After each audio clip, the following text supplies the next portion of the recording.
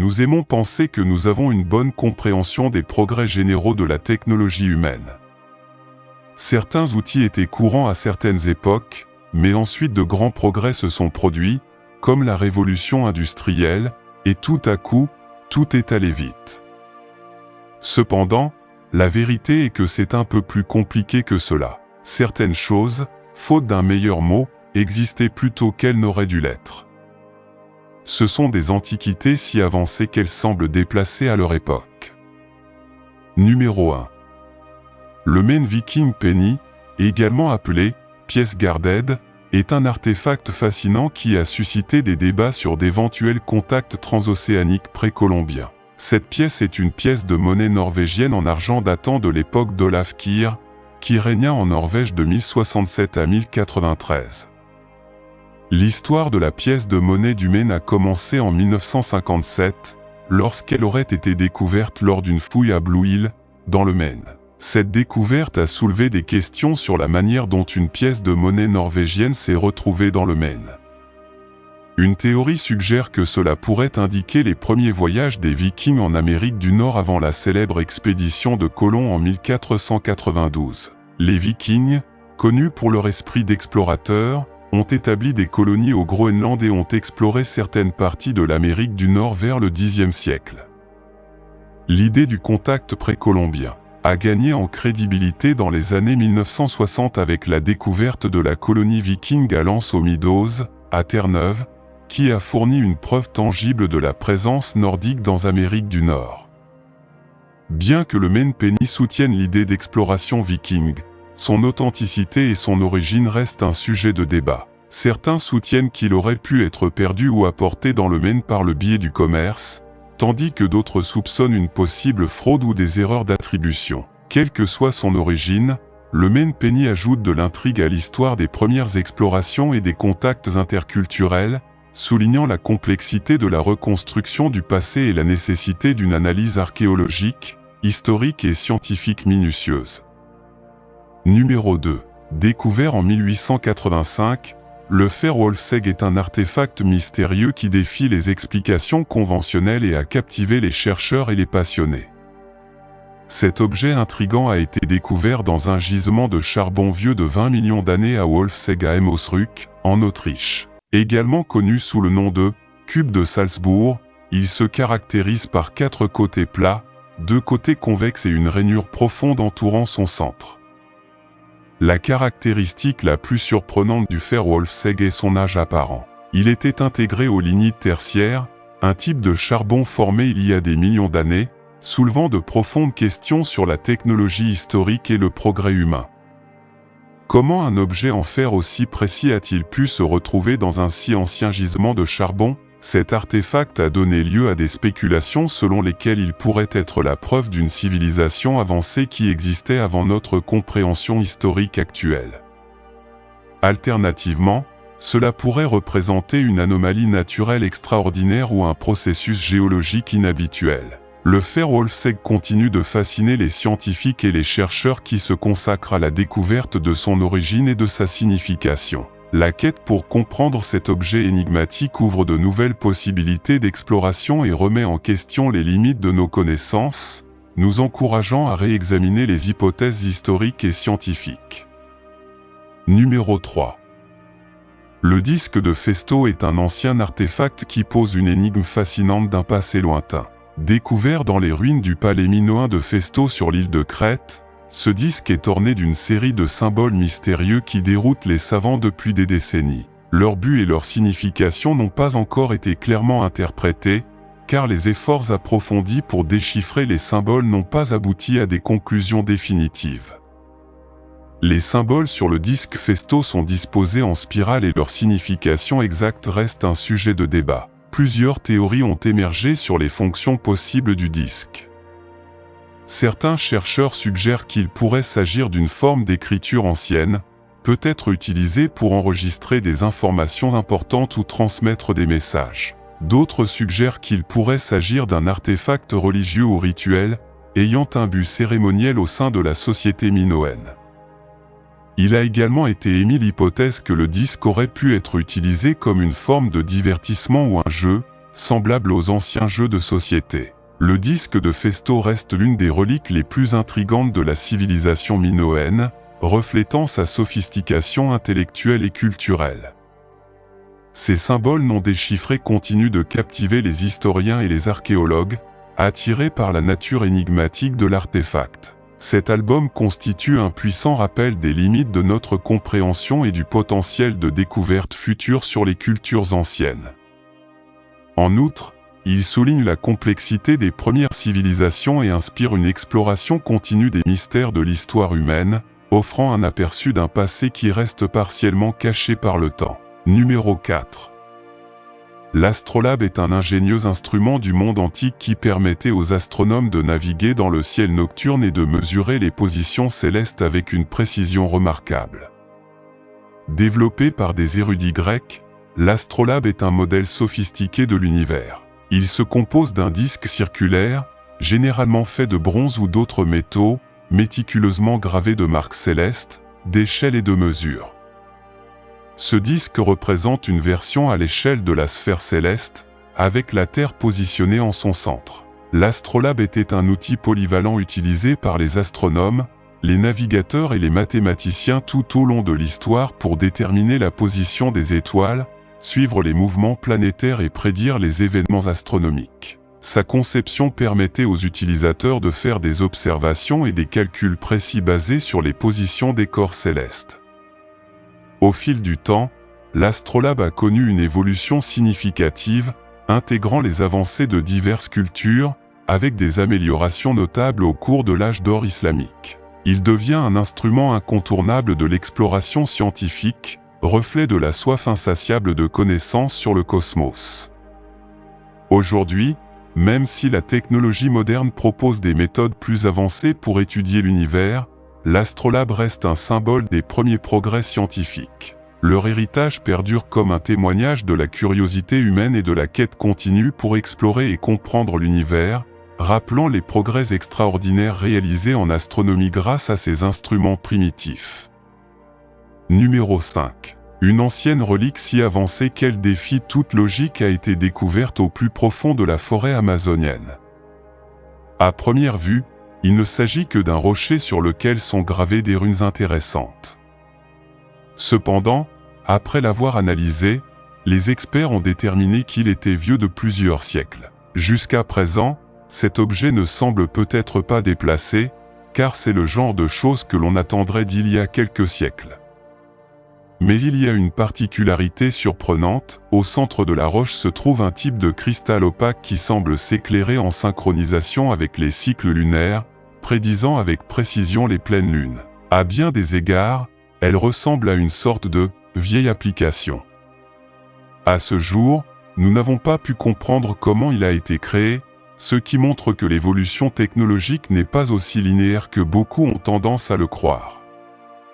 Numéro 6.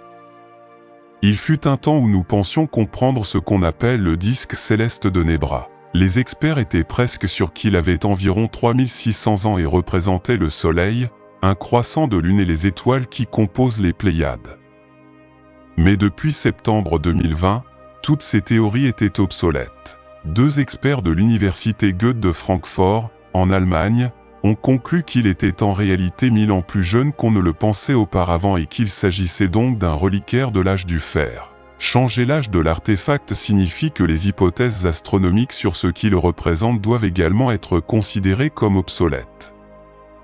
De nouvelles questions se posent également quant à l'origine de l'artefact. Il a été découvert en 1999 en Saxe-Anhalt, en Allemagne, mais le cuivre utilisé dans sa construction vient d'Autriche, tandis que l'or et le bronze proviennent de Cornouailles, en Angleterre. Quelqu'un s'est donné beaucoup de mal pour le créer à partir de matériaux rassemblés à divers endroits. Cependant, si nous nous trompons sur son âge de 1000 ans, nous devons alors accepter que les étoiles qui y sont représentées ne sont probablement pas les Pléiades. Que pourrait-il représenter à la place?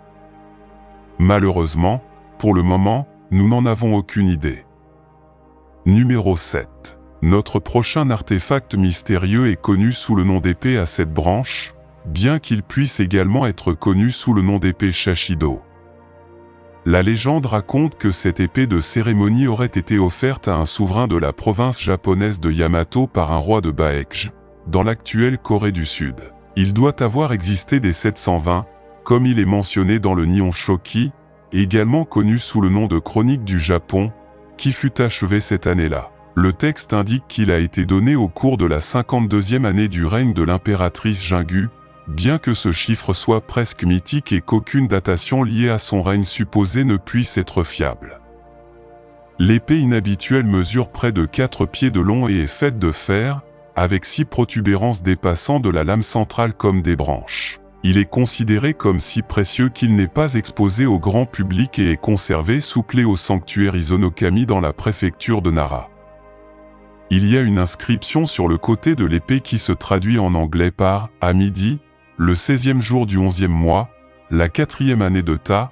Cette épée était faite d'acier durci 100 fois. Cette épée repousse une centaine de soldats ennemis et est offerte au seigneur duc par bonne fortune, ce qui le distingue clairement comme un cadeau.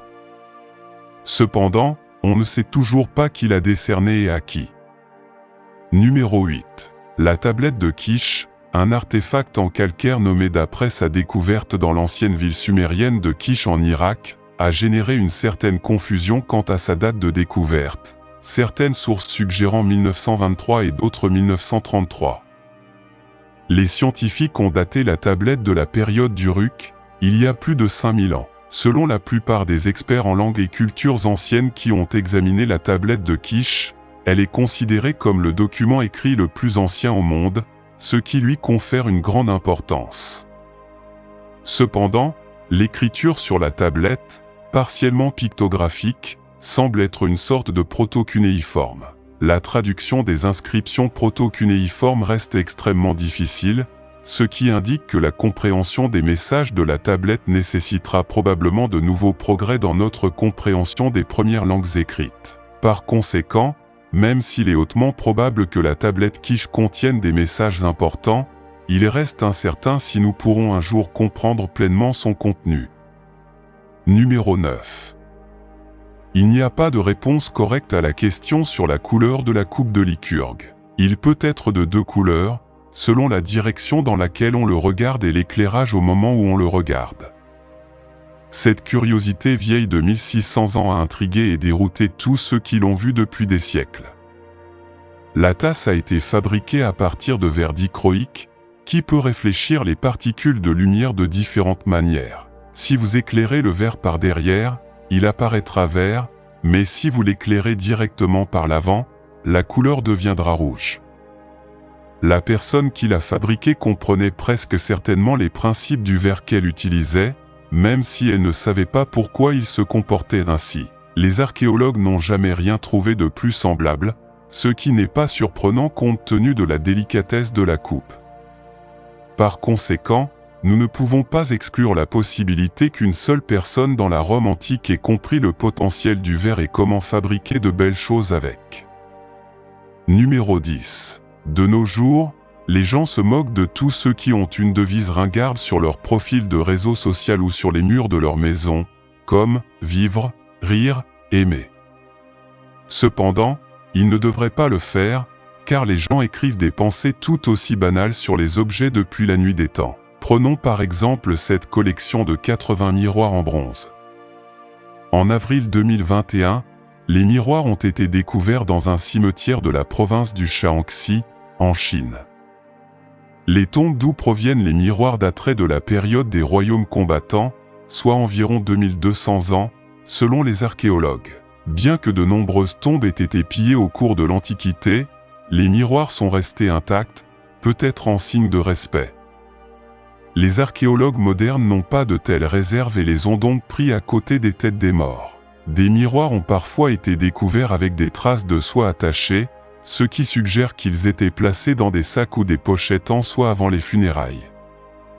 On les a retrouvés sur les corps d'hommes et de femmes, ce qui implique que le rôle symbolique qu'ils jouaient était universel. Bonheur éternel, vivre longtemps dans la mémoire et richesse pour ma famille sont quelques-unes des devises qui y sont gravées.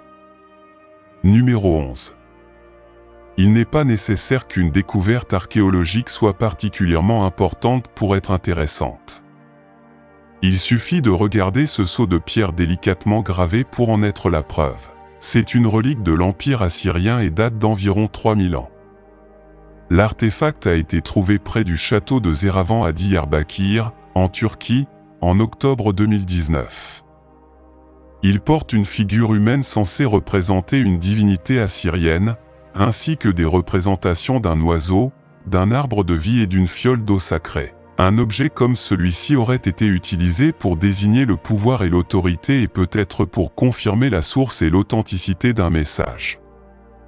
Sa découverte si proche du château soulève des questions sur l'antiquité du château. Les archéologues ont pu montrer qu'elle avait au moins 1700 ans, mais de nombreux experts ont toujours soupçonné qu'elle pourrait être beaucoup plus ancienne, et cette découverte pourrait contribuer à le prouver. Même si la forme actuelle du château n'a que 1700 ans, une colonie assyrienne beaucoup plus ancienne aurait pu exister sur le même site, 1300 ans avant sa construction.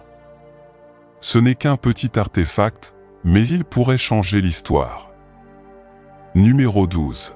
Nous savons que nous connaissons tous quelqu'un qui aime tellement le sport qu'il fait de son amour du sport la base de sa personnalité. Apparemment, il y a environ 2000 ans, il y avait aussi des gens comme ça. Nous le savons parce que la tombe d'un ancien fan de sport présumé a été découverte à Buan-Nuo, en Bulgarie, en septembre 2019. À l'intérieur de la tombe se trouvaient les restes squelettiques de son occupant et une cruche censée représenter la tête d'un boxeur ou d'un combattant. Les experts sur place estiment que le lieu de sépulture est une acropole appartenant à une famille d'élite de la société thrace. Le Thrace le plus connu de l'histoire était Spartacus, l'esclave rebelle qui s'est soulevé contre les Romains. Cette tête thrace est en bronze et servait probablement de récipient pour stocker des liquides tels que du parfum ou du baume. L'idée qu'il représente un boxeur ou un lutteur vient du fait que le nez de l'homme est visiblement cassé. Les experts ont exclu la possibilité qu'il s'agisse d'un portrait de la personne enterrée dans la tombe, même s'ils n'ont curieusement pas expliqué pourquoi. Numéro 13. Nous ne savons pas grand-chose sur le peuple picte de l'Écosse ancienne, mais l'une des rares choses que nous savons est qu'ils étaient très intéressés par la fabrication de dalles de pierre en forme de croix. Ils ont fabriqué au moins 50 de ces dalles, qui auraient pu être une sorte de pierre de marquage, et de toutes, la pierre de Dingwall est la mieux conservée et la plus fascinante. Les archéologues ont deux idées sur la façon dont cette pierre, fabriquée il y a environ 1200 ans, a pu être utilisée. La première est qu'il servait de point de repère, aidant les Pictes à retrouver leur chemin après une journée de chasse. La seconde est qu'il servait d'avertissement aux non-Pictes, les avertissant que des Pictes vivaient à proximité et que si des intrus s'approchaient trop près, ils pourraient se mettre en danger de mort. La théorie de l'avertissement pourrait être l'explication la plus probable. Cela expliquerait certainement pourquoi la pierre est recouverte de boucliers, d'épées et de figures humanoïdes à tête d'animaux. Si vous voyez cela en vous promenant dans les bois ou dans un champ, vous ne le verriez probablement pas comme une invitation. On pense que le revers de la pierre est décoré d'une forme de croissant et d'un motif en forme de V, bien que les archéologues qui l'étudient actuellement soient curieusement réticents à fournir des photos de ce côté de la pierre. Peut-être qu'il y a quelque chose là-bas qu'ils ne veulent pas que nous voyions. Numéro 14. Les archéologues sont parfois un peu trop excités lorsqu'ils découvrent des artefacts intéressants. Nous sommes donc généralement un peu prudents lorsque quelqu'un décrit quelque chose comme la découverte du siècle. Les experts qui ont découvert cet ancien bouclier celtique en décembre 2019 ont utilisé cette description, mais exagèrent-ils? Nous vous laisserons décider. Le bouclier était la découverte la plus remarquable dans la tombe d'un guerrier celtique qui contenait également un char, des squelettes de poneys enterrés debout et de nombreuses autres armes. Le lieu de sépulture, situé à Lington, dans le Yorkshire de l'Est, en Angleterre, a environ 2300 ans. Bien que des humains aient déjà été retrouvés enterrés avec des charrettes au Royaume-Uni, il s'agit du premier et du seul exemple d'un tel enterrement incluant également des chevaux ou des poneys. Ce qui rend le bouclier si inhabituel est son design à bord festonné, qui est totalement différent de tout autre bouclier de l'âge du fer jamais trouvé en Europe. On pensait auparavant que les boucliers à face métallique aux motifs élaborés étaient utilisés exclusivement lors de cérémonies plutôt que lors de combats, mais des signes révélateurs de travaux de réparation effectués sur cet artefact suggèrent qu'il a été témoin de combats plus d'une fois. Le design inhabituel reflète le fait que le propriétaire avait une personnalité unique ou était peut-être quelqu'un d'une importance unique. Numéro 15. Les trésors en or sont le type de découverte archéologique le plus fascinant pour de nombreuses personnes. Jetons donc un coup d'œil à une trouvaille en or sur l'île indonésienne de Java. Il s'agit d'une collection de 22 petites plaques d'or, chacune portant des symboles religieux. Les plaques ont été retrouvées ensemble dans une boîte en pierre, non loin d'un ancien temple bouddhiste. Des experts en archéologie ont été appelés sur le site du village de Ringin-Laric après que la découverte ait été faite accidentellement par des ouvriers du bâtiment qui construisaient un aquifère. Les spécialistes pensent que les plaques ont été réalisées au 8e siècle. Chacun est en or 18 carats et les symboles sont pour la plupart dédiés au dieu du vent, connu sous le nom de Dewa Lokapala, de la religion javanaise basée sur l'hindouisme. L'Agence centrale de conservation du patrimoine de Java a pris possession des objets après la découverte en septembre 2016, mais a veillé à ce qu'une récompense soit versée à la fois aux ouvriers du bâtiment et aux propriétaires du terrain où la découverte a été faite. Étant donné que les plaques se trouvaient dans une boîte décorative, il est probable qu'elles aient été enterrées en guise de bénédiction ou d'offrande lorsque les travaux sur le temple voisin ont commencé. Numéro 16. À mesure que la technologie progresse, nous sommes en mesure d'ouvrir ou d'examiner des artefacts anciens sans les toucher ni les déballer.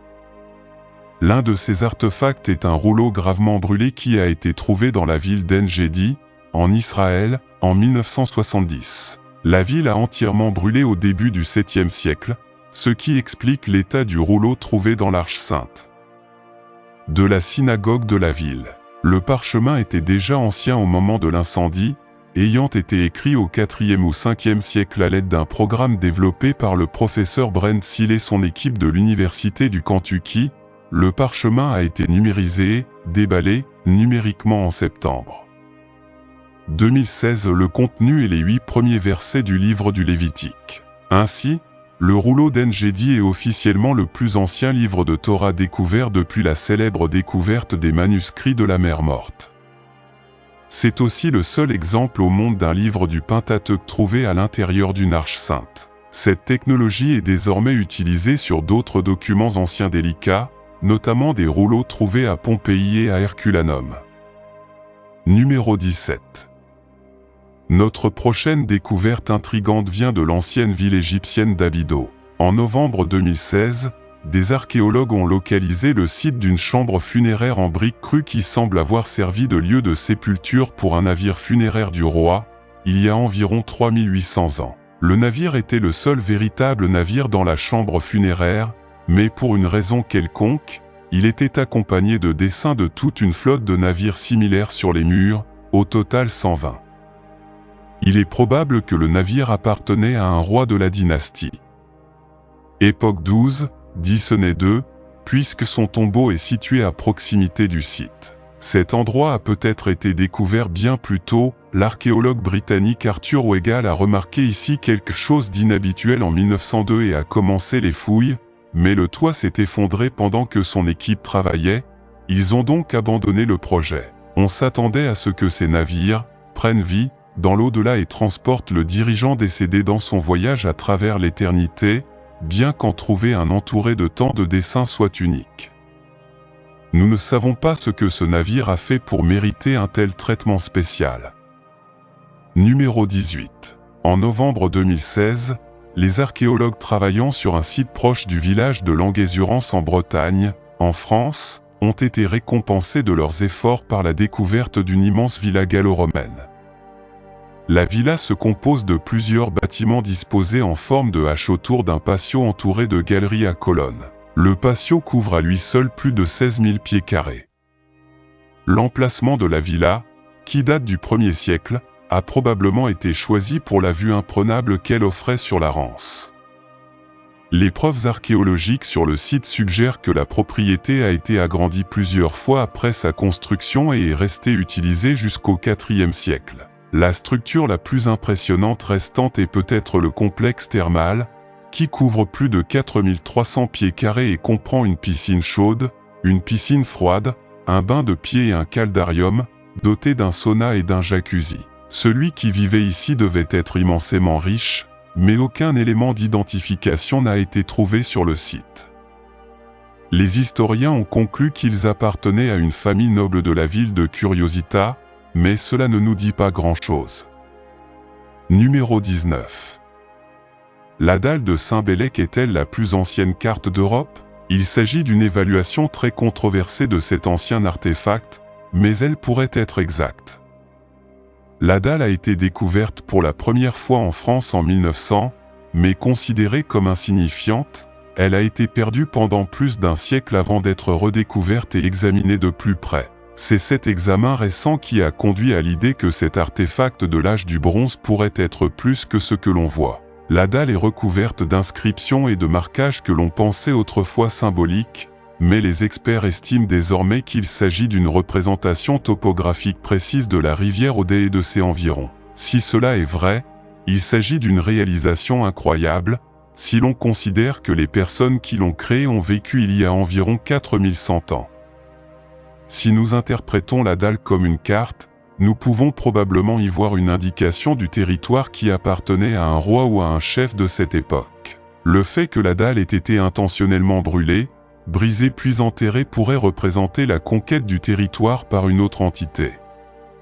Cependant, tout cela n'est que conjecture. L'idée selon laquelle il s'agit de la plus ancienne carte d'Europe est rapidement acceptée comme une réalité.